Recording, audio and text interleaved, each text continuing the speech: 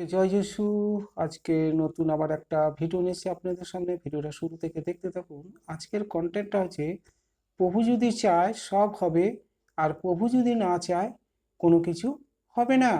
মানে আমাদের জীবনে চাওয়া পাওয়ার সব কিছুর মালিক হলো সৃষ্টিকর্তা ঈশ্বর, যিনি আমাদের জন্ম দিয়ে পৃথিবীর বুকে পাঠিয়েছেন।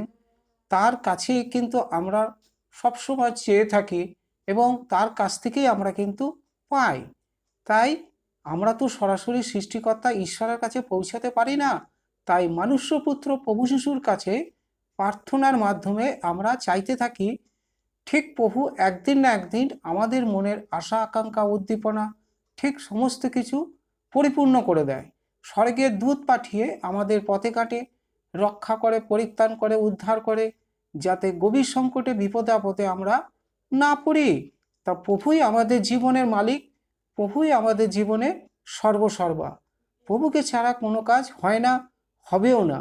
এখানে একজন ভাববাদী বলেন যে আপনার যদি কোনো কিছু প্রয়োজন হয়, আপনি সৃষ্টিকর্তা ঈশ্বর মানে প্রভুর কাছে চাইতে পারেন।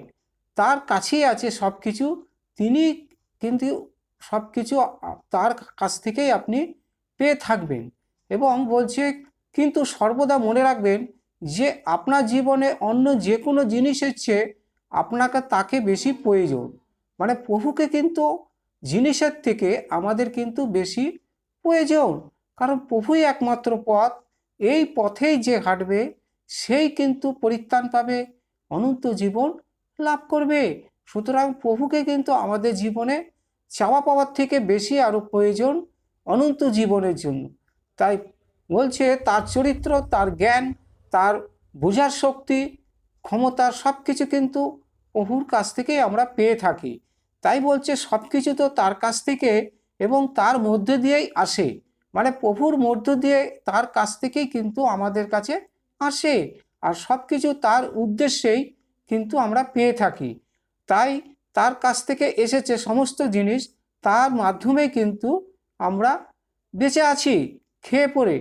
মানে একজন দিন দুঃখী গরিব মানুষ যদি খুব অভাব অনটন দুঃখ কষ্ট, হয়তো তার পাপ অপরাধের ফলে রোগ ভোগে ভুগে মরছে, তখন প্রভুর কাছে প্রার্থনার দ্বারাই কিন্তু সমস্ত রোগ থেকে সমস্ত পাপ অপরাধ থেকে মুক্তি করে দেয়, আমাদেরকে ভালো করে দেয়। তখনই কিন্তু প্রভু আমাদেরকে আশীর্বাদ দ্বারা সব কিছু পাইয়ে দেয়।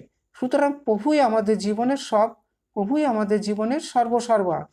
তা সুতরাং আমরা বেঁচে আছি, সমস্ত জিনিস তার কাছ থেকেই আসে এবং নিখুঁত দিয়ে যায়, তার মধ্যে শেষ করে। চিরকাল তারই গৌরব হোক। মানে প্রভু যিশুর জন্য চিরকাল গৌরব হোক। সুতরাং আজকের কন্টেন্টটা এই, প্রভু যদি না চায় কোনো কিছু হবে না, মানে সব হবে না। তা প্রভুর ইচ্ছা অনিচ্ছার উপরে কিন্তু আমাদের জীবনের সব কিছু কিন্তু নির্ভর করে।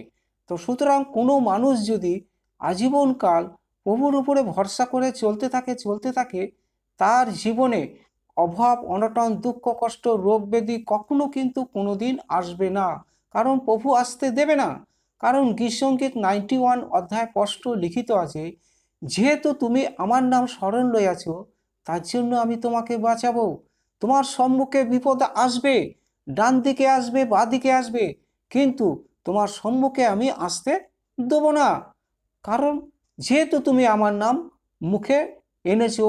কারণ প্রভু নাম মিষ্টি মধুর নাম, এই নামের গুণে মানুষ পরিত্রাণ প্রাপ্ত হয় এবং অনন্ত জীবন লাভ করে।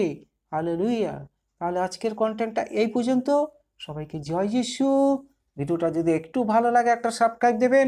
আর প্রভুর কাছে মিনতি প্রার্থনা, আপনারা সদা সর্বদা ভালো থাকুন, সুস্থ থাকুন, সমস্ত রোগ ব্যাধি দুঃখ কষ্টর হাত থেকে প্রভু যেন আপনাদেরকে ভালো রাখে, মঙ্গলময় আশীর্বাদ করে।